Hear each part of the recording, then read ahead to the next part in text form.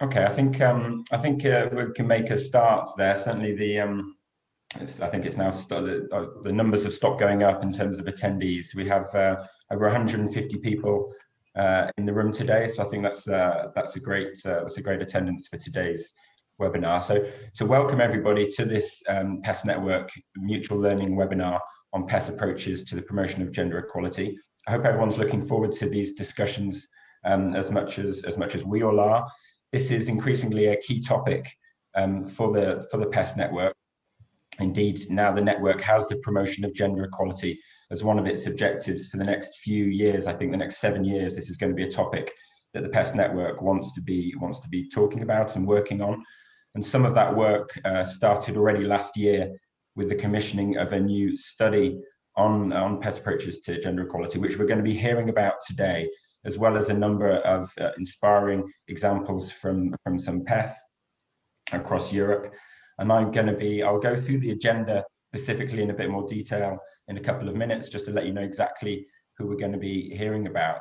But this webinar comes at, I think, an exciting time for the network to really cement the commitment to work on this topic, to share what we know already, to share where we think things are at and what can be done next. And we hope that this will inspire future work. Obviously, in an hour and a half, there's only so much you're going to do. We're not going to solve all the issues today, but hopefully we can make sure that everybody has a shared understanding of where we're at and what perhaps we can do next. So as I say, it's going an hour and a half. Just to go through the rules of engagement, on the next slide, we can see here, there's a few tools that we're going to be using today. The key thing that I want everyone to just be clear about is that you're not going to have, as participants, you're not going to have the chance to take the floor and speak. Everything's going to need to go through the question and answer box. So when you have a question for any of the speakers, we want to hear from you. We want you to pose your questions. Please do it through the Q&A box at the bottom of the screen. It's next to when you scroll to the bottom of your Zoom window, you should see the Q&A near the chat.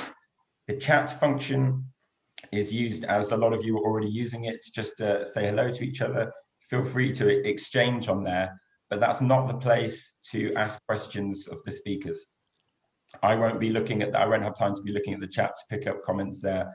Feel free to discuss, but questions specifically for the speakers, please post them in the Q&A box, and take the opportunity as well to like the questions that other people have asked if you want that question to be posed, because we probably won't have time to address every single question. So I'll be trying to identify what I think are the most pertinent questions, but obviously we want you as participants to be in the driving seat as well. So like the questions that you want to hear answered so that they'll come up higher in the list that I see, and then I can ask those questions of our speakers today.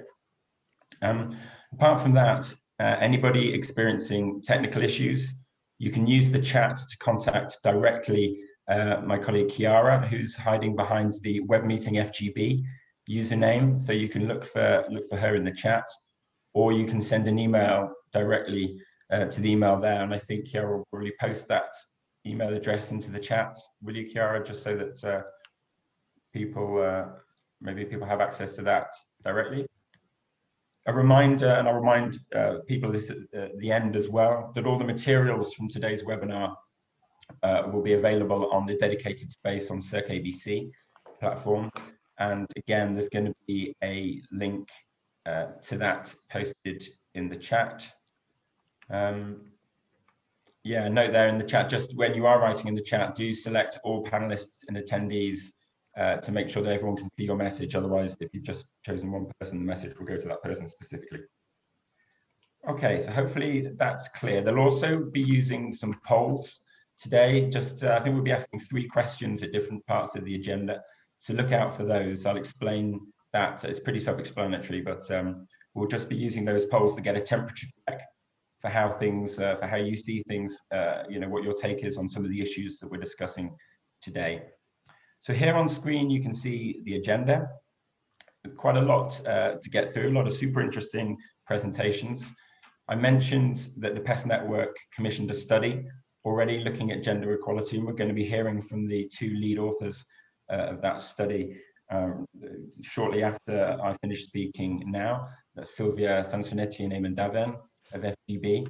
So we really look forward to hearing what they found out in this study, where they consulted PES all across Europe to find out what's been happening up to now.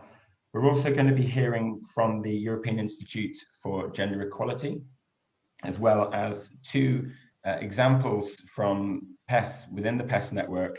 We'll be hearing from colleagues in Latvia and Germany about specific practices that they've been engaged in to promote gender equality. Our colleagues from Latvia will be giving an example of collaboration towards integrating women in the labour market.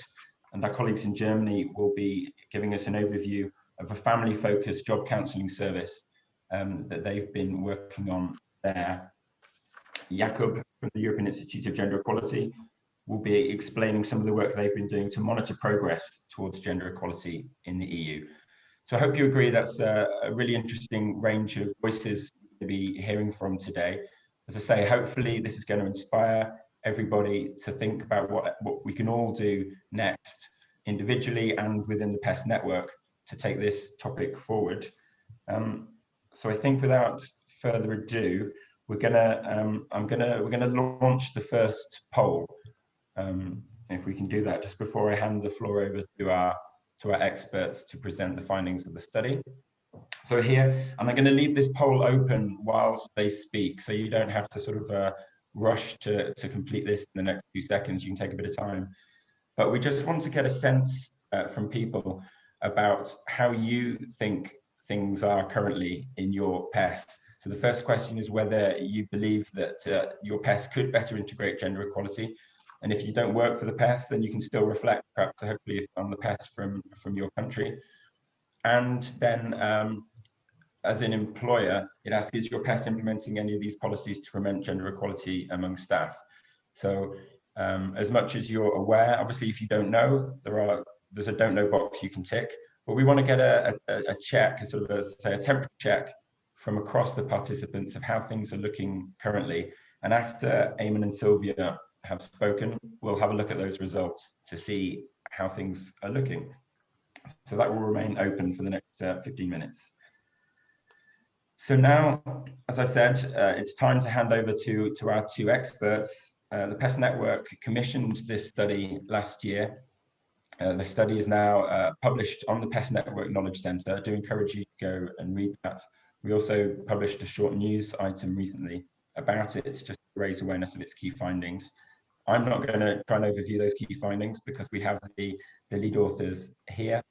So I think Silvia Sansonetti will be telling us a lot about it, but I think the first word Eamon is going to start just to give us a bit of background about this study on PES approaches to the promotion of gender equality. Eamon and Silvia for the next 15 minutes. The floor is yours. Thank you very much. Thank you very much, Ed, and good morning, colleagues. As Ed said, I'm just going to briefly spend a couple of minutes going through the first few slides to give some context for the study, and my co-author Silvia will then go into more detail concerning the findings. If we could move on to the next slide, please, Silvia. Thank you. As Ed said in his introduction, the decision to prolong the PES network for the next 7 years until 2027 included a very important milestone on this agenda. On the slide, you can see some of the references in the new legal text to gender equality. But particularly, I think the important issue is that for the first time, gender equality has been now enshrined in the PES network mandate as a specific objective. I'll just mention briefly, I think, one of these references, the reference to an intersection approach. I think that is particularly important because I think the issue here is that combating gender discrimination in the labour market needs to combat discrimination, which is often due to a complex interaction of various issues due to discrimination against people in terms of sexual orientation and identity, gender identity, race, ethnicity, economic status, immigration status, perhaps national origin. And the point is that a strategy to be successful needs to be mindful of the fact that there can sometimes be a complex interaction of all of these issues which lead to gender discrimination in the labour market, and a lack of this intersection approach is unlikely to be successful in combating gender discrimination. Moving on to the next slide, please, Sylvia. The main frame for this, of course, is the overall European gender equality strategy, which provides for several important objectives to be addressed. Particularly, the strategy provides for a need for an accurate diagnosis of gender equality issues, and we'd like to think that our study is actually a contribution towards this. And also, as again Sylvia will be elaborating shortly, there is a clear need for some very practical, concrete policy suggestions in how we can actually deal with the problems which have been identified. Moving on to the next slide, please, Sylvia. The equality strategy particularly focuses on some key issues which need to be addressed. Perhaps firstly and most importantly, very, very real and urgent action to deal with gender violence and also combating gender stereotypes. The objective to be that we can actually enable all people in the labour market and wider society to thrive in a gender equal economy. This does require action across society and through lots and lots of different and perhaps all social policy areas. And the way to do this is to hopefully reach a situation where gender mainstreaming and an intersectional perspective, as I mentioned briefly before, is actually hardwired into all European policy development. In order to actually achieve this, of course, funding is needed to support the kind of initiatives which we'll be hearing about shortly from colleagues, and which Sylvia will also make a brief reference to in her overview of the report. And of course, this needs to be part, ideally, of a strategy which is global, so that we can deal with the lack of gender equality that's sadly still prevalent in societies everywhere. Moving on to the next slide, please. In terms of public employment service activities, we particularly identified when we were reviewing the results of the study 3 particular areas amongst these wider European objectives that PES can make a very, very substantial contribution towards addressing. And a particular point here is that gender mainstreaming needs to be systematic. Very, very clearly, a joined up approach is necessary to achieve this. And as part of this, gender impact assessments are really very, very important, if not essential tools to ensure that we can mainstream gender issues in our policy development. Moving on to the next slide. A graph here which is looking at the employment rate in a time series going back to 2010. I think the important point there is one quick immediate observation you'll note from the slide on the left, is that even though broadly the situations of men and women in terms of the employment rate follow a similar trajectory, unfortunately the gap between male and female employment rates has not changed at all over this period. So I think that graphic particularly emphasizes the urgency of this agenda, as Ed very helpfully summarized in his introduction. Moving on to the next slide, please. Sylvia, thank you. In terms of trying to achieve equality in labour market participation and employment rates, I think through our work reviewing PES inputs to the survey, we identified certain issues which particularly seem to be behind labour market discrimination. There are particularly issues stemming from vulnerability, and particularly the marginalisation of women from certain minority groups. The clear existing and continuing imbalance in caring responsibilities.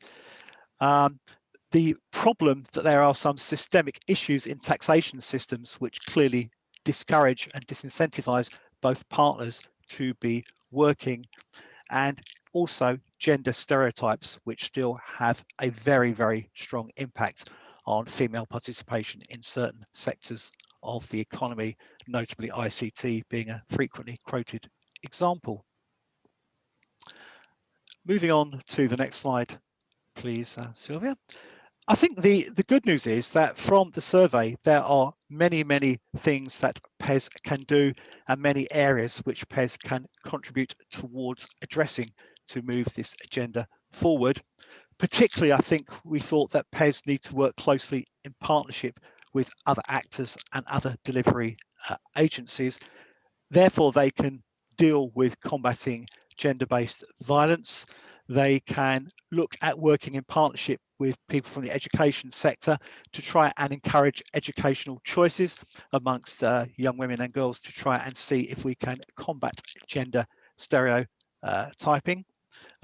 Work-life balance issues can be addressed with the input of PES dealing with employers and promoting policies to facilitate this.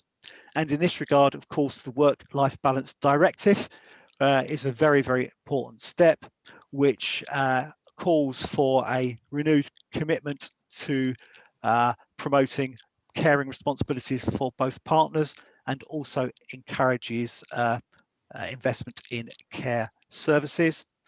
PES can clearly also themselves show a very good example by promoting gender balance in senior leadership positions in their own organisations. The active ageing agenda, reflecting on this intersectional approach, can support gender equality by encouraging perhaps retraining in sectors such as care and ICT through people returning to the labour market. And the important message is that PES is in a good position to actively engage and support on all of these agenda and indeed others. And moving on to the next slide, please, Sylvia. Before handing over to my colleague who will go into more detail concerning the findings from the study, what she'll be going to be talking to us about is exactly what PES is doing at the moment. What were the levels of awareness we identified amongst employment services in terms of the need to address the issues which have emerged? What are the priorities for action? Where are there still gaps in moving this agenda forward? And what kind of support can be provided to PES to help them themselves promote gender sensitive policies? So if I can now hand over to Sylvia, she'll be telling us a bit more about the detailed results from the study. Thank you. Thank you, Herman. Thank you for this introduction. And now let's try to answer to these questions. We can provide an overview of the situation in member states thanks to the insights provided by this survey that we have conducted last summer among the PES network members. We had 25 respondents from the network, and we have used a very short and focused questionnaire, which included these questions. I'm not going to read them all, but you can have a look at them in detail. They are annexed in the study report. Just a few notes. These questions included in the questionnaire cover various topics, from the existence of a gender equality strategy to the type of targets for gender equality assumed by PES networks, from the promotion of gender equality within PES organization to the examples of policies enacted.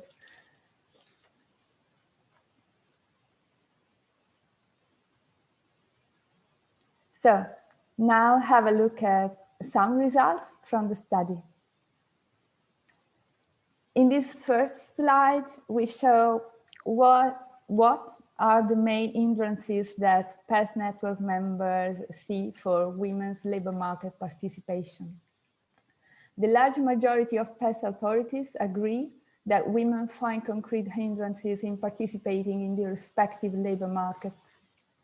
The large majority of them, the 84%, think that the following issues affect women's participation to the labor market: disproportionate female involuntary part-time fixed-term contracts, precarious work like non-standard or temporary employment, and platform work.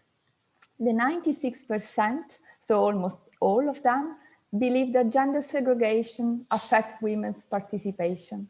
The 84% of public employment services consider skills shortages at least an important issue.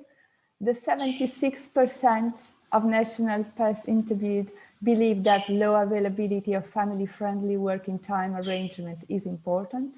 And the 84% think that shortages in care services hinder women's participation. The 56% of PES respondents think that taxation operates as a disincentive for women's participation, and the condition of women in vulnerable groups are important for the 72% of respondents.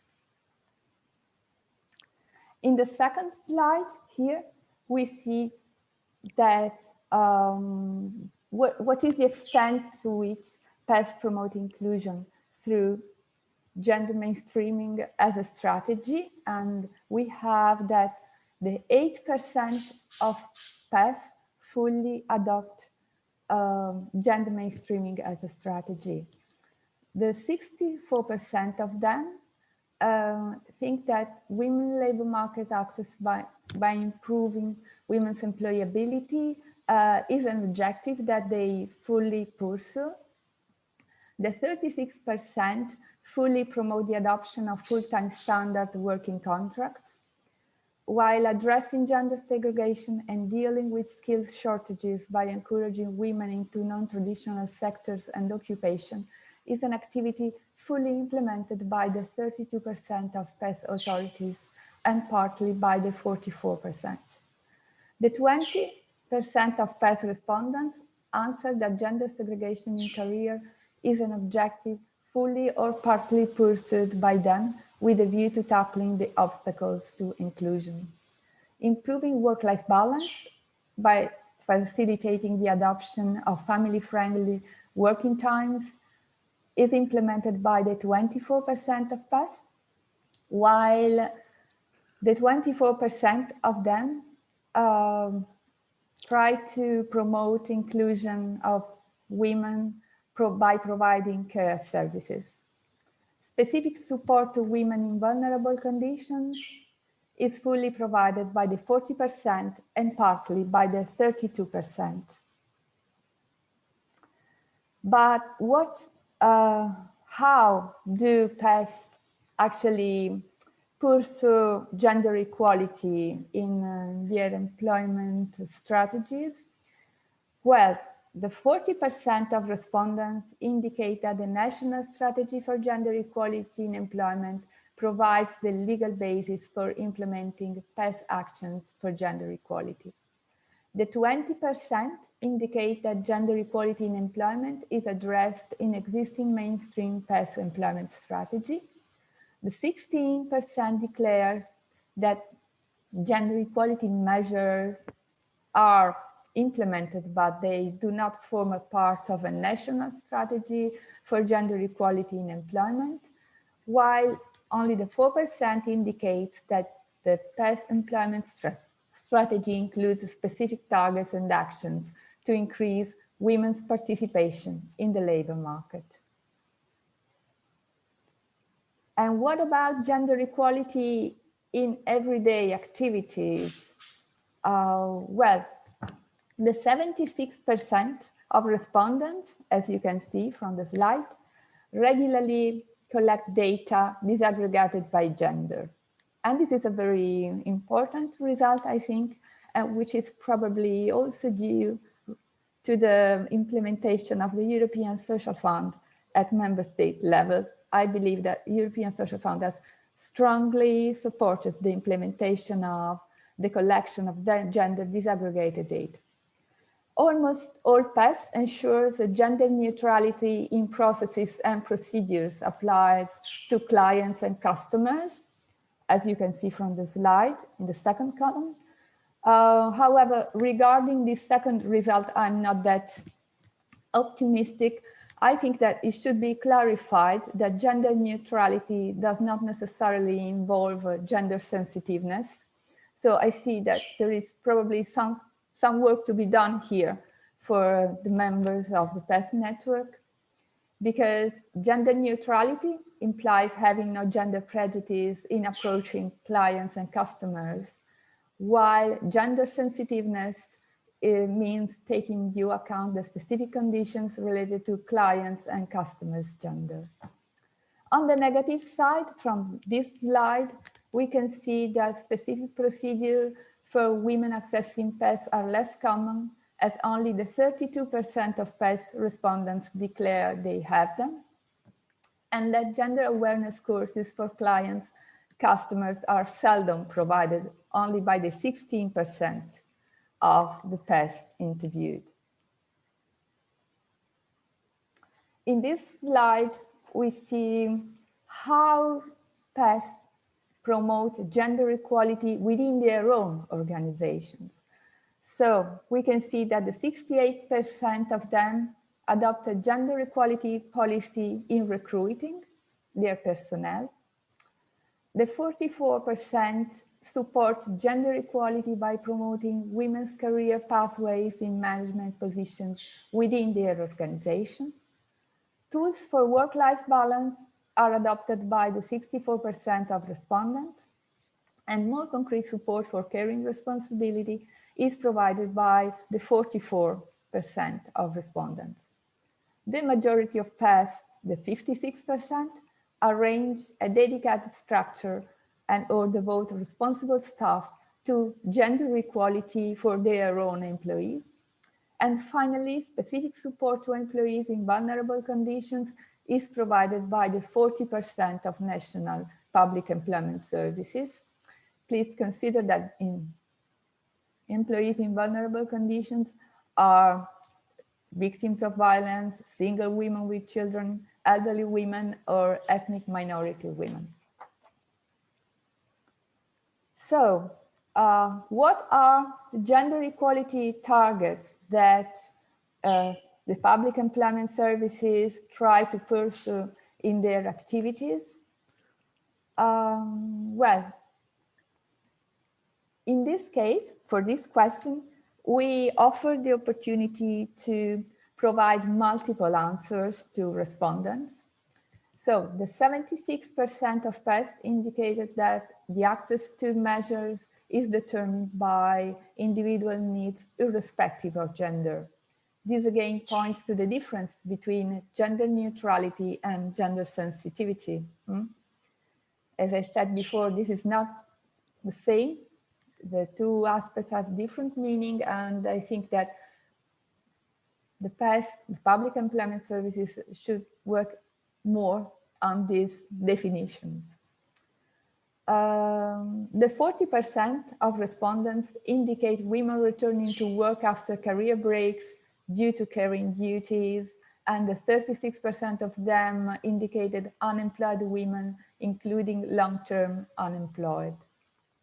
These two targets are very important, and I think we should stress that they are targets that have been always indicated as priorities by EU institutions, and I think that they have succeeded in having them up among the objectives of public employment services in member states.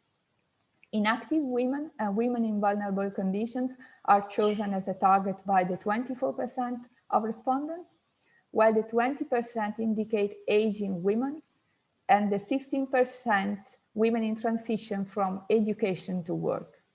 Only the 12% consider women in transition from training to work as a target, and only the 4%, which is actually only one PES authority, work on job-to-job transitions. In this, that is the last slide, we finally see what is the priority attributed to gender equality by the members of the Public Employment Services Network. And we see that gender equality is high in the ranking of public employment services priorities.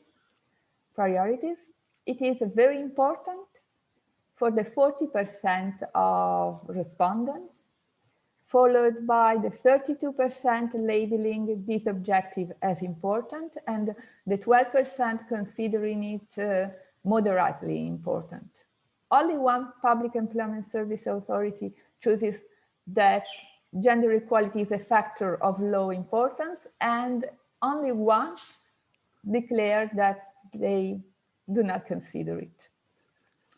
And please note, we have a very good result here, although it seems low, but at least we have 2 respondents who declared that gender equality is a pivotal element in their activities. So thank you now for your attention to this brief overview. And now I leave again the floor to Eamon for the conclusions.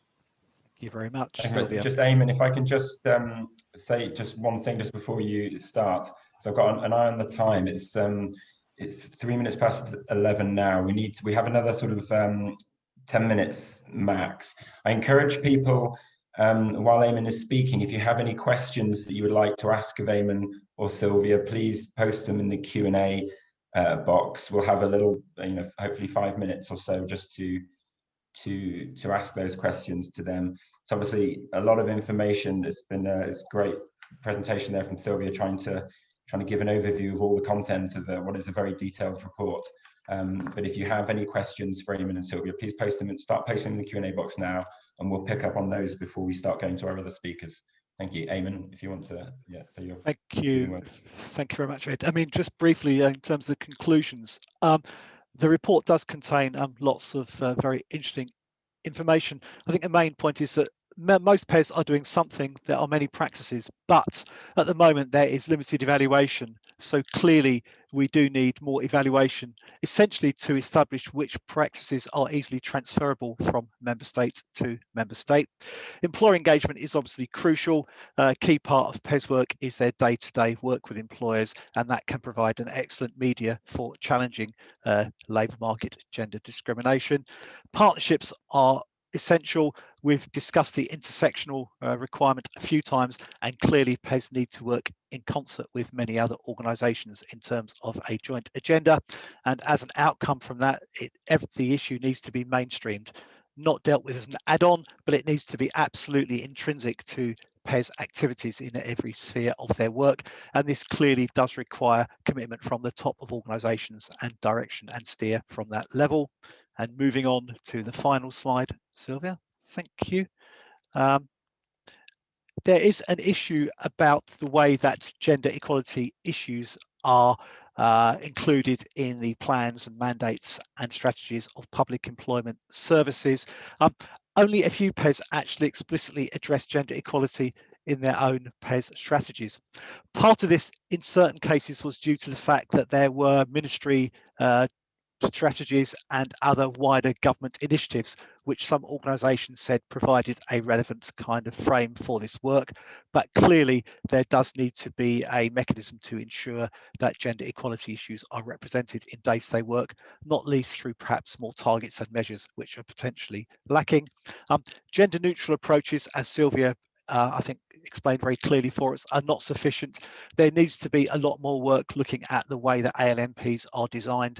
ALMPs often do not have good employability outcomes, and there are particular aspects of that which do have an even more serious implication for transitions for women following training programs. However, the adoption of gender equality as an objective for the PES network is a very, very important and hopefully transformational step, which can provide a very good positive launchpad for lots of work in the forthcoming period and major progress. Thank you very much for your attention. Thank you very much indeed, Eamon, for that great wrap up. I think there's a lot of it's a lot of information, obviously, for people to absorb. We do encourage people to go and read the study in full. It's quite long, but lots of charts. It's not a difficult read, and there's also a great executive summary and conclusions for people that just want to get the key messages. There is a question here that's been asked from Austria. I'll leave it to you, Eamon and Sylvia, to decide who's best placed to respond to this if you know the answer. Question is about whether the gender targets are connected with budgets or any other kind of motivating factors. So to really kind of encourage the meeting of these targets? Are there kind of budgetary implications for meeting or not meeting the targets, I think is the question. I'll perhaps start, and maybe Sylvia can add. I think that we didn't particularly look at the financing and the proportion of resource applied to issues in the report, and we didn't necessarily ask questions in that degree of detail. Obviously, finance is necessary and budgets are important. I think overall, though, there's not always necessarily a clear relationship between the amount that an organisation spends on something and its success in delivering an outcome in that regard. I think the second point is perhaps more important. There is a clear issue about the amount of coherent management attention which has been placed to the issue, and that's, I think, particularly reflected in the outcomes. I don't know if Sylvia wants to add anything to that at all. No, I agree. And actually, we didn't investigate it, what, the amount of funding that actually is devoted to the target. We just asked to authorities how much do they prioritize the target and what targets they choose. So how much they prioritize the objective of gender equality and what are the targets that they associated to it. It was not a gender budgeting exercise, and probably I suppose that as Austria is very advanced in gender budgeting, probably they have asked this question because in their activities they are also asked to declare how much money do they devote to certain objectives and targets. So thank you for the question, and I think it was a very good suggestion for the other members of the network to think about how money are spent and where money go. Thank you. Thank you very much indeed. Yeah, first of all for the question and for the answers there, Eamon and Sylvia. That's the only question that's been asked so far, and we're actually bang on time to move on. I think I might need to apologize. Someone just has started drilling in my building. So I don't know if you can hear that. It's very disturbing for me. Hopefully it's not disturbing to you. It's much more pleasant to hear the parrots, I think it was. I don't know if that's much more pleasant to hear a parrot in the background than drilling. But hopefully that won't disturb our ongoing conversations.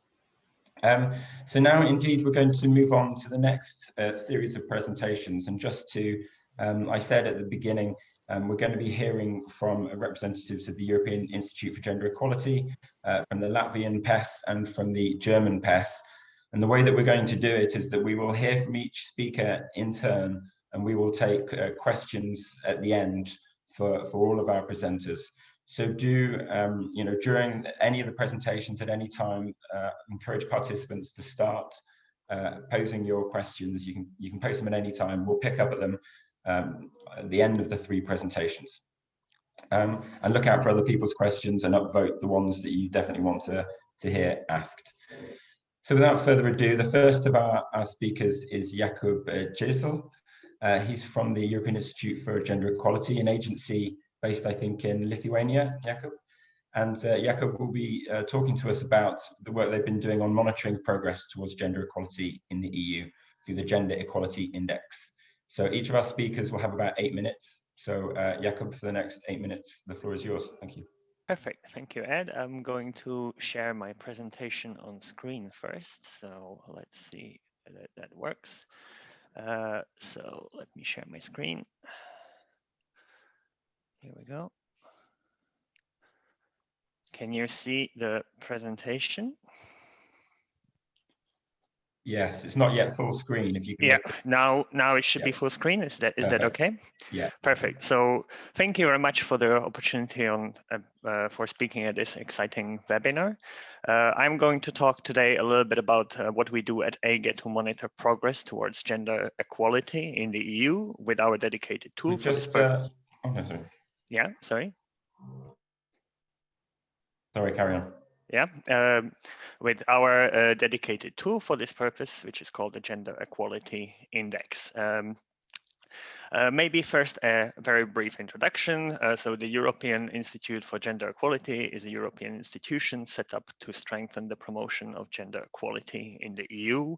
And we do this mostly by providing high quality research and data to policymakers and other stakeholders to support evidence-based policymaking. Now, an important part of our activities is to monitor progress towards gender equality, and we have developed the Gender Equality Index to do this, and the index does it in several key domains of life. We believe that this supports a more effective and focused policymaking, as it provides an indication in which areas is gender equality policy or actions are most needed. The Gender Equality Index is updated through annual reports, which are usually divided in two parts. They present the latest index results, and they also look at in depth on some particular topics each year. For this presentation, I'm going to run you briefly through the latest results of the index. Presented last year, and if we have a bit of time at the end, I will also mention a few words about the thematic focus, which was on digitalization this year. So firstly, to briefly introduce the Gender Equality Index. The Gender Equality Index measures gender equality on a scale of 1 to 100, where 100 implies full equality between women and men. The index does this overall, but also in several key domains of life. So we look at gender equality in the domain of work, money, knowledge, time, power, and health. We also have two other domains which relate to violence against women and inequalities in certain groups, such as certain age groups or certain family types. But for these, the data challenges prevent us from presenting an aggregate score. So they are more there for their conceptual importance. Moving forward towards the latest results of the Gender Equality Index. So we see that currently the index 2020 score is at roughly at 68 points. We also saw that the progress so there is a lot still to be done to achieve full gender equality in the EU. And we see that the progress is relatively slow. So the index progress is roughly half a point each year, at which speed we would reach full gender equality around 2080. Now, in the context of COVID crisis, this might actually be a positive or optimistic estimate, because we have seen some alarming signs of slowing down of progress, or perhaps even rolling back of this progress somewhat. The scores of the index vary a lot by the country, as does the progress. So we see that some countries are consistently at the top of the index, such as Sweden and Denmark. Some countries consistently lag behind, such as Hungary or Greece. And then there are some countries that have registered a relatively sharp progress over the past years, such as Italy or Malta.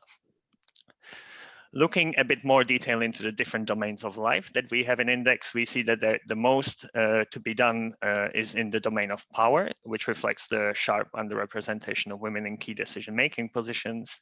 But from the perspective of this seminar and public employment services, it is also important to highlight that a lot remains to be done in the domain of work, knowledge, and time.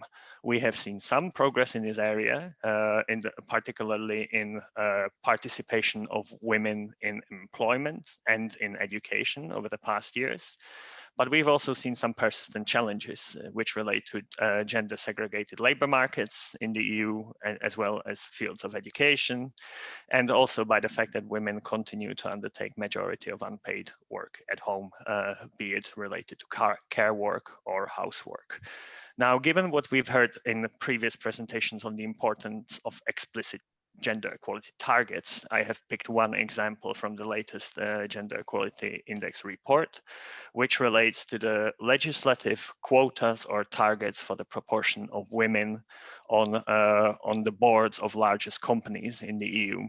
And we have seen in the recent years a couple of countries adopting such targets. They typically set the proportion of women on company boards to between 30 and 40%. And as you can see from the figure that I present here, this has resulted in rather dramatic improvement. So back in 2012, all of the countries had around 15% of women in the company boards, whereas when we look in April 2020, we see that the countries that adopted explicit targets have around 37% of women on company boards, whereas the one that did not have only around 25%. Now, I think I still have a little bit of time to just give you a sample of the thematic focus of the index that we had last year, which focused on advances in digitalization and their impact on gender equality in the labor market. And here we have found very much mixed effects that consisted both of opportunities and risks. Just very brief examples. The reports goes much deeper into it, but here I'm going to talk about some example opportunities which relate, for example, to the fact that digitalization significantly contributes to flexibility of work, be it by allowing you to telework from home during a time of pandemic, or by working working in the evening or some atypical hours through platforms such as Uber or Deliveroo. And this provides novel opportunities to combine paid and unpaid work, which could provide further opportunities to include women in the labor market. However, sticking with the example of platform work, we've also found a number of risks, and the fact that this type of work actually rather reproduces gender equalities in the traditional labor market than challenges them. So in platform work, we found that women are underrepresented. The labor market or the services provided via platforms are typically gender segregated, and there are gender pay gaps. This underlines and that's one of the key messages of the thematic focus, the need for gender sensitive regulation in this area in order to be able to capture the opportunities and avoid the risks.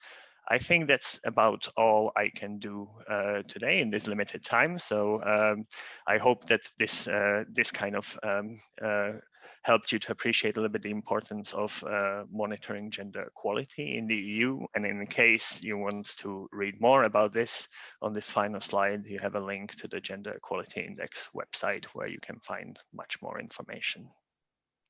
Thank you very much. Thank you very much, Jakub, for that really interesting presentation. Sadly, highlighting just how much needs to be done. I think, unfortunately, we're not at a stage of being able to celebrate dramatic progress, but we need to have these figures, this information, to be able to identify where we need to make more progress. So that's really helpful. There are a couple of people who started posting questions, which is great, in the Q&A box. Keep doing that during the questions. A reminder, not in the chat specifically, please, in the Q&A box. That's what I'll be monitoring in terms of asking different speakers questions. So next, we pass straight to our second speaker from the Latvian PES, Ms. Sabina Zakale, who will be talking about and giving us an example from Latvia of collaboration towards integration of women in the labour market. So Sabina, for the next 8 minutes, and the floor is yours. Thank you very much. Thank you. Can you see the slides? Yes, it's perfect. Okay. Yeah, great, thank you. So I will shortly introduce you in a presentation from Latvia. So I will start with a short information about the situation in Latvia. Yes.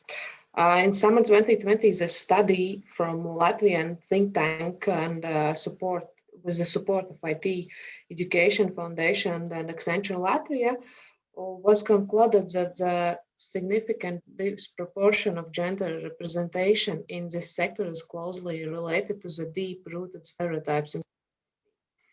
So the result of the PES shows that women have much lower initiative to take an interest in the sector since childhood, while the women who would like to change their profession between the ages of 35 and 45 are unlikely to choose this sector, encouraging them to focus more on social-oriented occupations such as social care, healthcare, and education. And by the end of this year, the State Employment Agency had 72 registered unemployed women aged 18 to 29 who want to work in IT-related professions as a data entry operator, schedule designer, programmer, information entry operator, and others. And then at the end of this December, we have 2,037 vacancies in the field of IT in the CE database. So the Latvian State Employment Agency started cooperation with the Latvian Information and Communication Technology Association to promote the involvement of young women in IT sector and digital jobs. We signed a cooperation agreement aimed at informing and involving young women about the initiative to increase the number of girls and young women in the digital sector. We invited women aged 18 to 29 to assess their digital skills, their compliance with various digital job profiles on the platform, Digital Jobs, Women for IT EU, and to apply of courses in one of the 6 areas of digital profiles.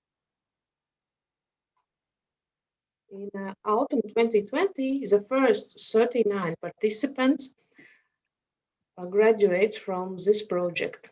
The 30 participants were State Employment Agency customers. All trainings in accordance with national restrictions took place remotely. And now we are in the beginning of second round. At the end of the year, we invited candidates for the second round of applications, and more than 700 young women have applied and expressed interest in participation in one of the 6 programs.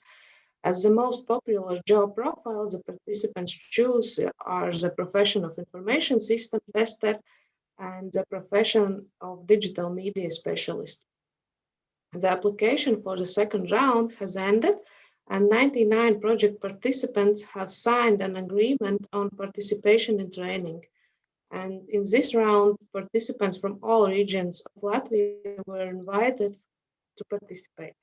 The first training groups launched past week, and training activities will continue till March, so we can share results in spring. Thank you. Thank you very much indeed, Sabina, for being an excellent time, as well as a very clear presentation of an interesting initiative in Latvia. I think highlighting also the opportunities potentially of the IT sector. We heard from Jakub, there's challenges as well, but definitely opportunities there in that sector. So that's a really interesting initiative. I think without further ado, so that we have as much time possible for a Q&A afterwards, we'll pass straight to our German colleagues. We have 2 colleagues who are going to be talking to us, Andre Itjes and Mr. Jörg Reiner. Apologies for mangling the German names. They're going to be talking to us about the family-focused job counselling service, and particularly interesting initiative. We're going to be hearing about the use of a children's book designed to be used during counselling sessions. So I look forward to hearing this. I think, Andre, you're going to start for us. So yeah, the floor is I yours. will do that. The next 8 or 9 minutes. Thank you. Okay, thank you. Hello there from the German Public Employment Service. I've started my stopwatch and dive right into the action. Chiara, maybe you can click to the second page. Yeah, this is it. So families, parents, single parents, they are one of the main targeted groups to prevent long-term unemployment here.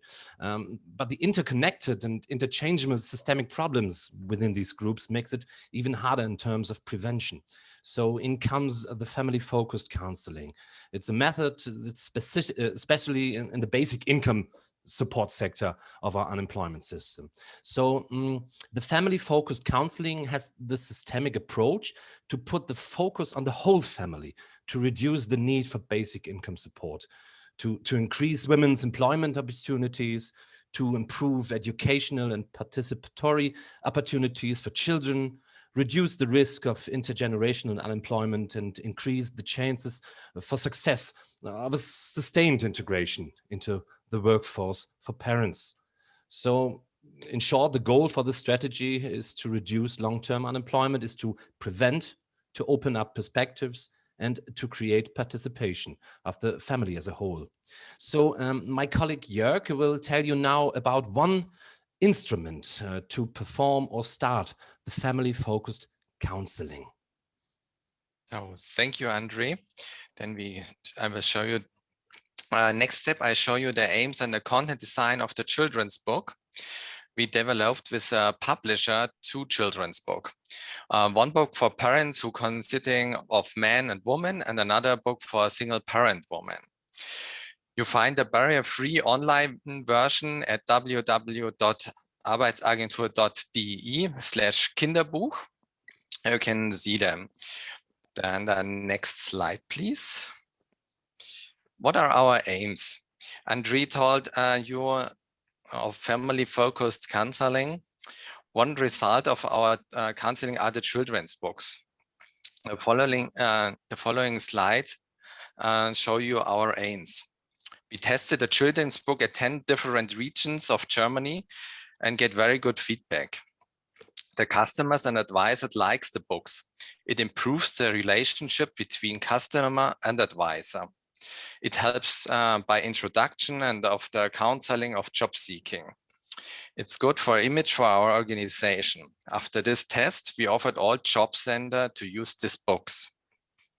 We are not the only one in Germany who use children's books. For example, the Ministry of Family Affairs had experience with children's books to explain parents and children what happens by childcare with 24-hour opening hours. Then we show the next slide, please. By developing our content design, we use the model of social graces of John Burnham. Social graces is an acronym for who explaining the visible and invisible aspects of our identity. For example, gender, race, religion, age, class, culture, disability, and so on. Our range for customers are disabled, accessible online version and print versions for children's books. Coloring pages and is a further offer. For our waiting rooms, for example, we have TV slides, and for fairs and events, we have stand-up displays, last sites, prints, large format children's books. And the next slide, please. If you are interested in working with children's books in the context of job counseling, you are welcome to use the storyline and graphic design of our children's book. If you have a further question, please get in touch with us. Thank you for your attention, and thank you, Chiara, Eamon, and Ed for a webinar. Thank you very much indeed, both of you. Really important example that you can't just treat the labour market in isolation, that it links to families and all sorts of other questions. I'm going to take, we still have, there's more opportunities for people to post their questions. I will shortly take the first 2 questions which have been posted there and ask them of our panelists. I just want to give the speakers a heads up that in about 15 minutes, I will ask them to give me a big take-home message from this webinar, so that you're not totally surprised. You can think maybe what your take-home message would be to all the participants from today's event. And we will also shortly see the results from our poll, our first poll this morning, before we launch a final question. But we'll take the questions from the Q&A box first.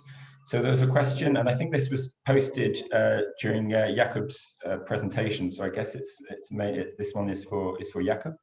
There's a question about the reason of the increased score of Italy and Malta.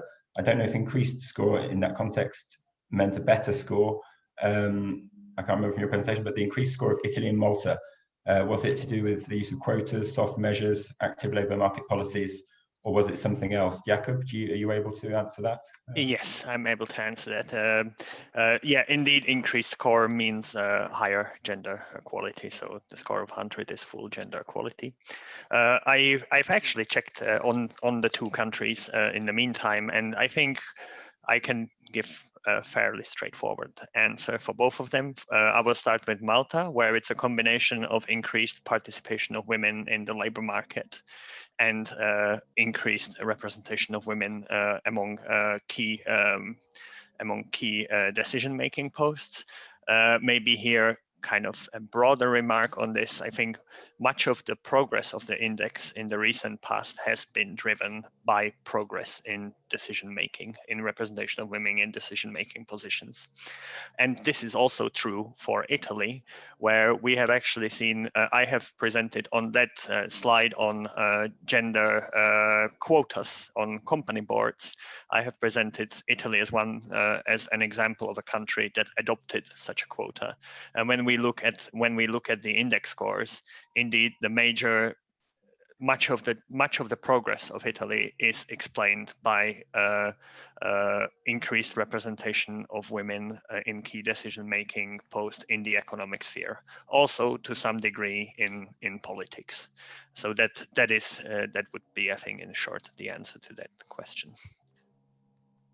Thank you very much indeed. I don't know if any of our other speakers, Sylvia, I don't know if you wanted to say anything on this, or that question was for Jakub, but no, I totally agree.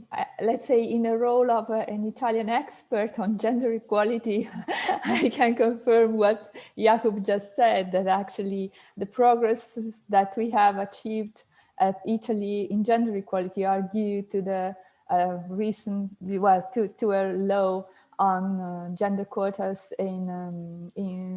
on boards, and also in political leadership. Unfortunately, I would say, because actually we are still lagging very far behind as to women participation into the labor market. Thank you very much indeed. The next question from Marcus Ranko. I think Marcus must be a researcher.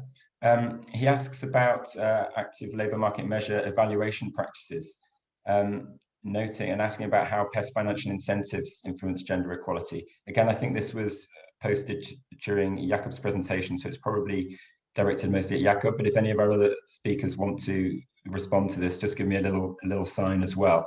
But he particularly notes that in a latest study that they did, that they found that self-employment measures had actually had an unintended negative effect on gender equality. I don't know, Jakub, if you're able to speak to that. Okay, yeah, I can say something. I'm not sure how much will I be able to tailor it to the realities of public employment services, because I'm not that much of an expert in that particular field, but I can speak a little bit around why self-employment measure might not have a straightforward positive gender equality effect. I think when we look at self-employment, I mean, we know that typically there is more self-employed men than women, but also we know that self-employment is used somewhat differently by men and women in the context of work-life balance challenges. So we know that in particular, women often use self-employment, or more often use self-employment to resolve work-life balance challenges. So it's used often to kind of combine a more flexible form of employment with unpaid work at home, which in this context also means that it is not something that can be considered, say, equal in terms of income or in terms of the simple career progression or these type of things for women and men, because it's used for different purposes. Men, on the other hand, often use it for more career related jumps, income, and so on. So I think it's important to have this in mind, the kind of thing that these kind of forms of employment are often used very differently by men and women. And for women, they often serve as a way to combine unpaid and paid work, and therefore lead to some other gender inequalities apart from just participation in the labor market in terms of income and security and so on. Thank you very much, Jakub, highlighting the nuance. It's not as simple as, the solution isn't as simple as simply promoting self-employment, that it needs to take account. And I think linking to what we were hearing before from our German colleagues about the fact that there are obviously connections with other family and other challenges outside of the labour market. I don't know if any of our other speakers wanted to, Eamon, would you like to? Just to, well, I'd endorse both your summary, Ed, and what Jakub said, but I think this emphasises the need for an intersectional approach, as we mentioned earlier, and that's now promoted in the PES Network new mandate. I mean, in terms of self-employment, we often discuss that in the context of the gig economy and the advances in self-employment available through technology. The technology itself is possibly neutral, but the implications can be very different. Jakob quite rightly drew a distinction between some people who are self-employed taking advantage of technology in very kind of highly paid career situations, and other people for whom the advance of the gig economy can leave them in far more precarious situations. And unfortunately, in all of these disadvantageous aspects, it tends to be women who are more prone to the worst implications of them.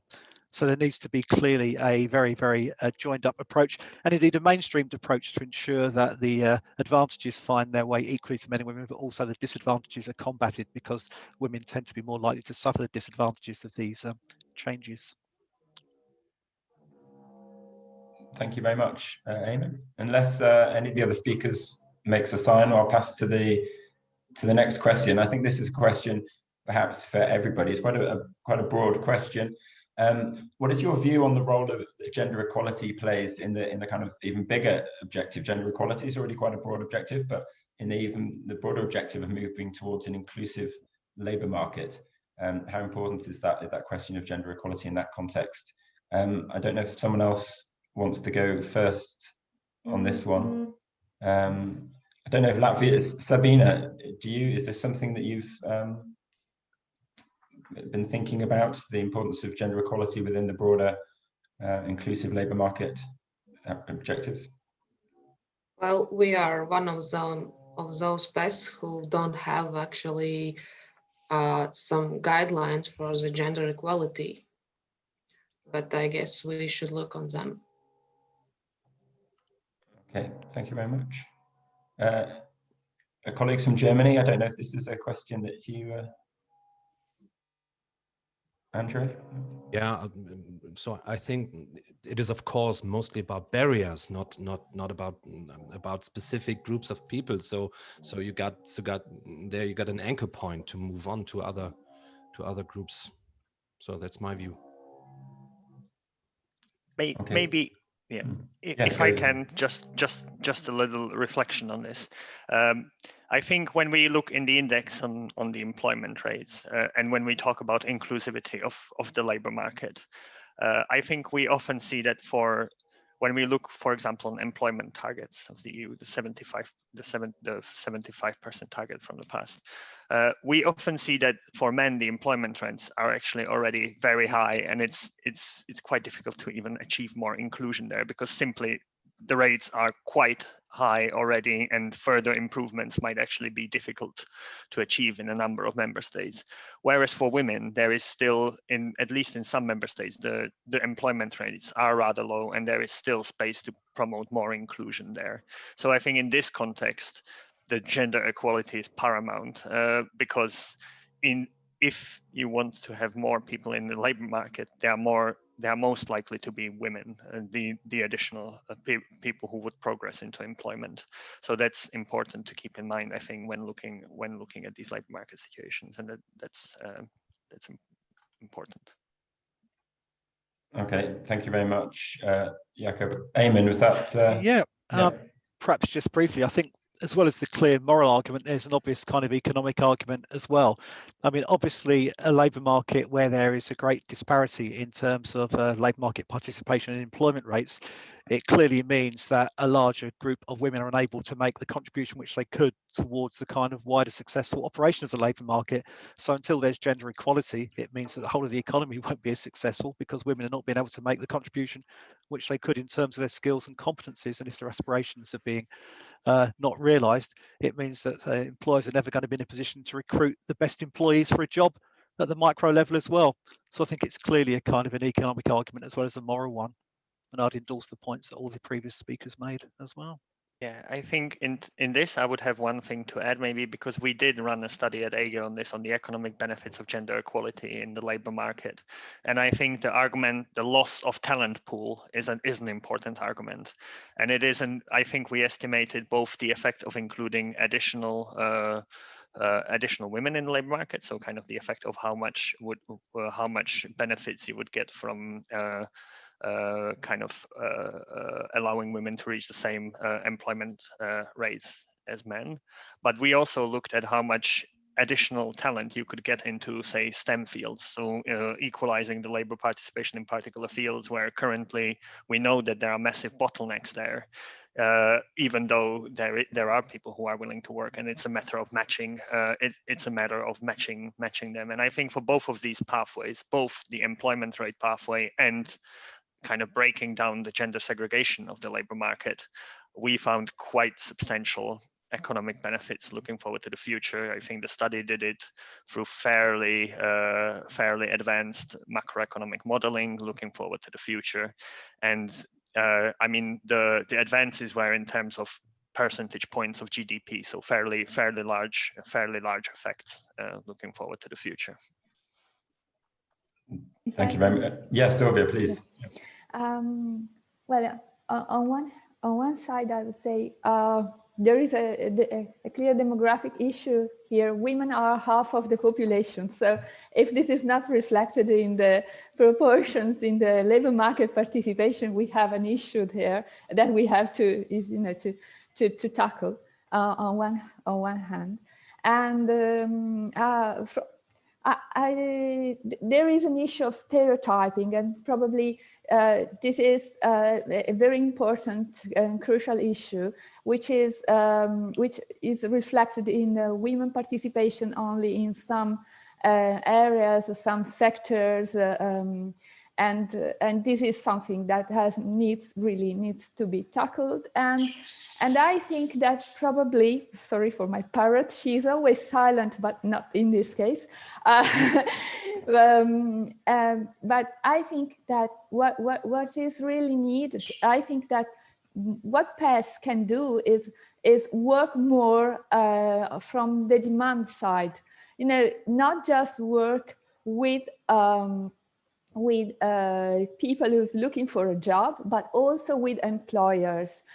Support the awareness, an increased awareness among employers of the fact that gender equality is an important issue, and that they can give a very important contribution. So help to raise awareness among employers on the value that women's work can bring to their own firm or their own activities. I think this is something that can be done.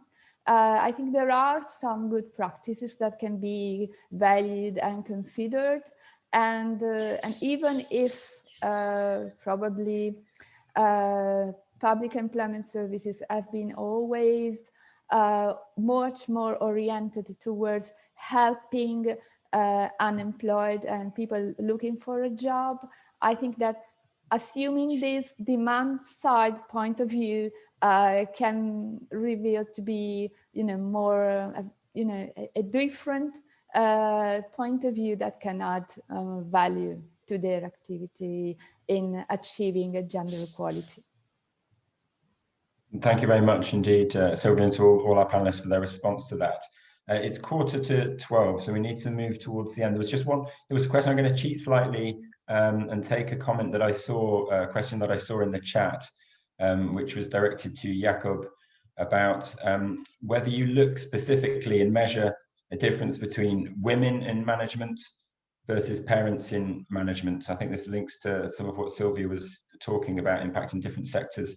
But in those management roles, do you look specifically at how women compared to parents in general are affected in those management roles, and what impact that has, disproportionate impact on women's careers? Is that something, Jakob? Yes, I can take that. The short answer is we would like to, but we don't, because we don't have data. So we, at the moment, we run collection on women and men in decision-making, which is presented in our gender statistics database, which you can also find on EGE's website. And there we collect data from national sources on the representation of women in variety of key decision-making posts. But this data is usually collected from publicly available information. So this is not done through survey, or so it's usually done from some registers or these type of data sources. And they don't usually include the type of personal characteristics that would allow us to disaggregate further. So I think that collection is pretty much limited to balance of women and men. I think it's a very interesting question. Unfortunately, in the index, we don't have data to monitor this. Okay, thank you very much, Jakob. There's just a final. I'm going to take this, Francois Xavier, I'm going to take this as a comment, perhaps more than a question, because I think probably all the speakers would agree. But the comment is that the challenge of the skills gap that our economies and societies are facing is one where gender balance can be a key solution. And I think that's a key point. I think tackling gender equality will be key to meeting some of those the future emerging skills needs of the future economy and labour market. We're going to need to, I think, move on now. I'm gonna, as I said, give each of the panelists a chance just to give us their big take-home message that they would like all participants to go away with. Before we do that, Chiara, can we just see the poll results from earlier this morning? So the first question was about whether your PES could better integrate gender equality.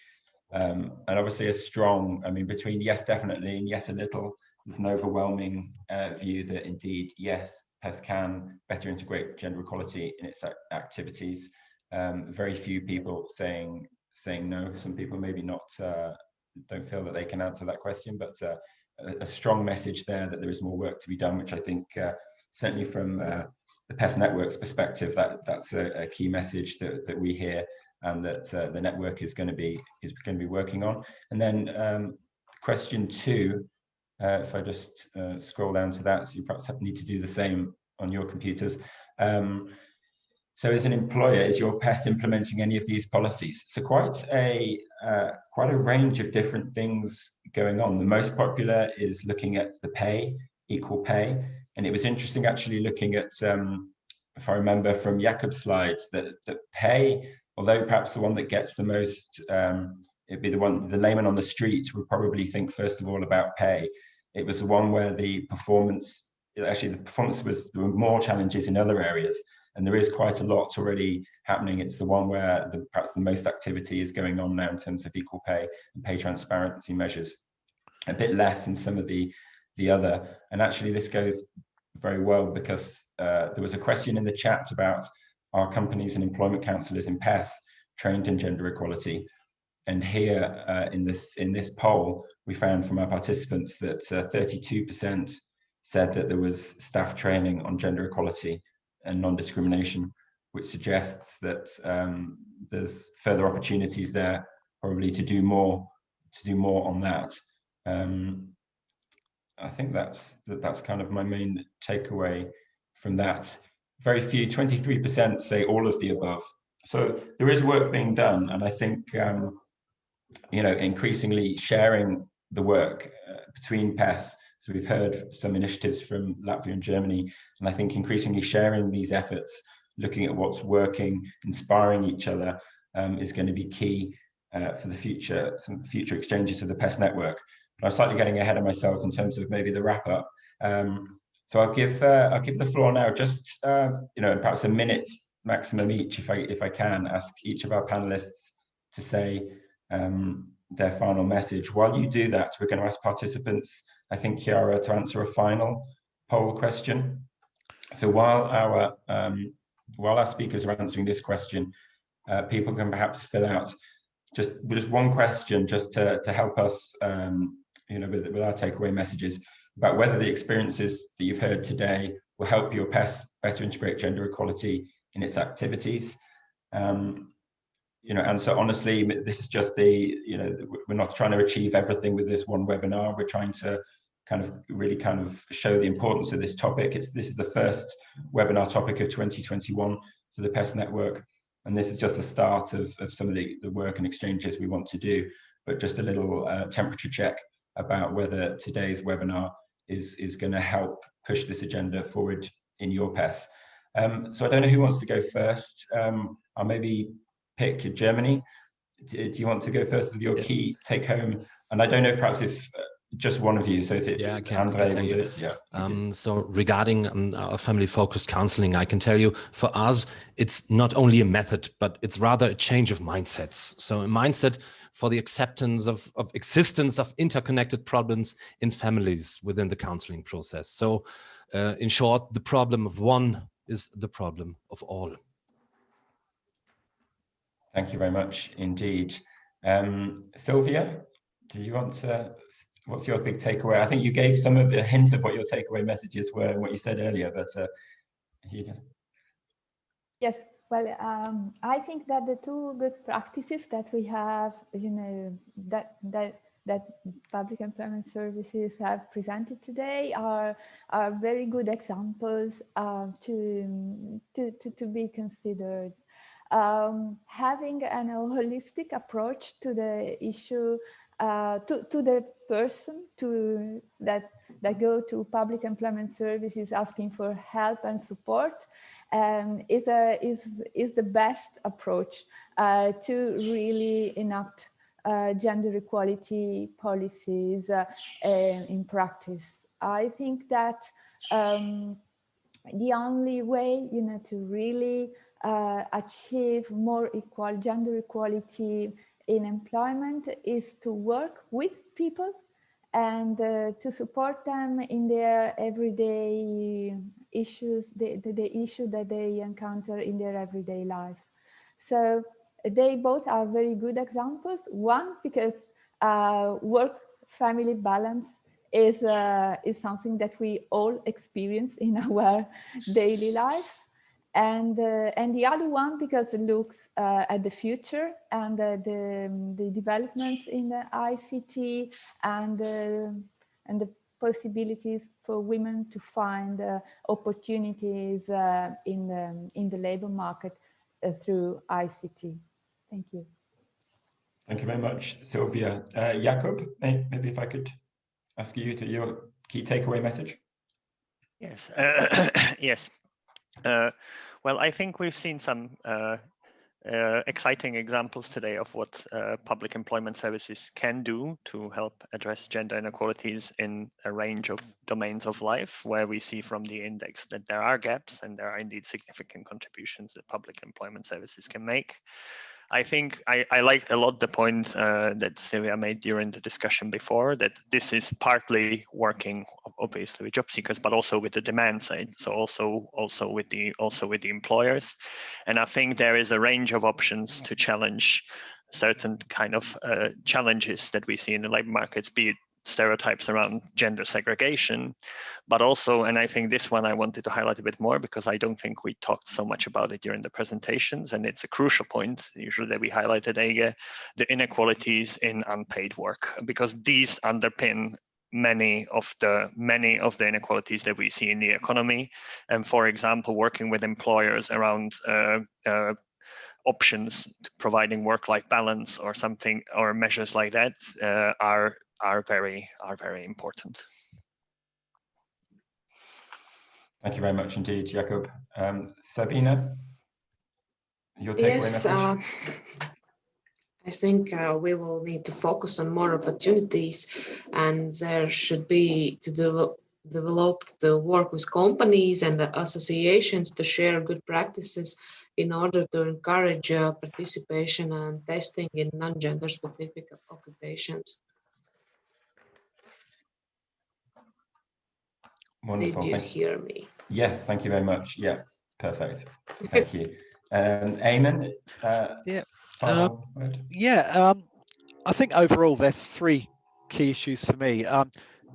Targets drive behaviours, so the more PES that have targets assessing their success on the agenda, it can be a very powerful tool for progressing the issue.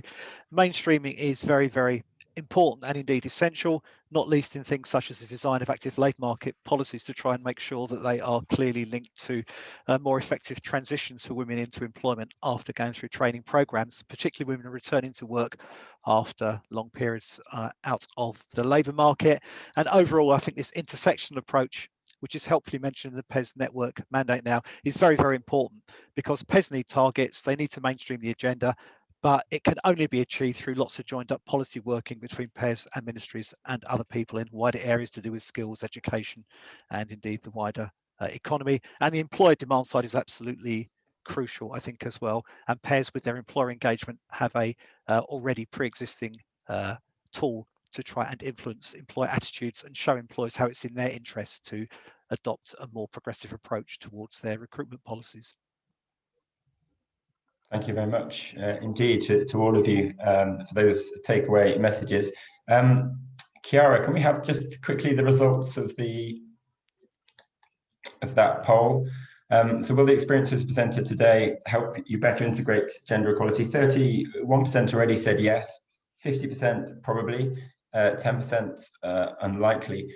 I think what this reinforces is, perhaps what I said just as we were asking this question, that we're aware that we're not at the stage yet as a network or an individual PES of having all the answers to share. This is part of reinforcing the fact that this issue is now firmly on the agenda of the PES network, and it's going to take increasing energy and activity around these topics.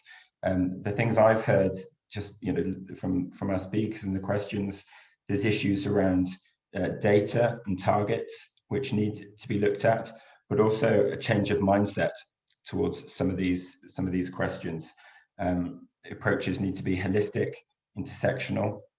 We need to be working with employers as well, looking at both the demand and the supply side of the question. But it's also a lot of issues outside of the workplace, inequalities in unpaid work, and issues like that, which are also having a big impact on labour market inequalities. And we can't address problems inside the labour market without considering those issues outside of the labour market. And the key thing, I think, in terms of the outcome of this webinar for the PES network, is that we need to keep on identifying interesting practices that are already being implemented. We've seen from the poll results that things are happening. We've heard two really interesting examples here from PES, and we need to keep identifying what's new ideas, innovations, things that are showing promise, so that we can exchange and learn from each other across Europe about how we can make progress on this. Because if it was easy, I guess we would have done it already. So that's just to reinforce that this is firmly on the agenda of the PES network, and hope as the PES that are participating, that are members of the network, that also you can be inspired and to keep pushing to make sure that there are future activities. And who knows, maybe we'll see, for example, a mutual assistance project for a PES that wants to particularly make progress on this topic. That could be one idea. So in terms of finding out information, people have been asking in the chat. I said it at the beginning, but for those that missed it, all the presentations from today's event are available on CircABC. Maybe the link was posted earlier, but it's probably lost in the mists of time within the chat. So maybe, Chiara, if you could post the link again, just so that everybody can find those documents on CircABC. And also maybe, Chiara, your email address again, if people have any issues with that or need a bit of support to access those documents. We hope that this has inspired everybody. Hopefully it's gives a boost to these conversations, keeps it on the agenda nationally as well as at European level. And we look forward to continuing to support efforts to promote gender equality in the future. Thank you very much, everybody, for your time. The hour and a half went very quickly, as it always does in these webinars, but we hope you found it interesting and useful. And have a good afternoon. Goodbye.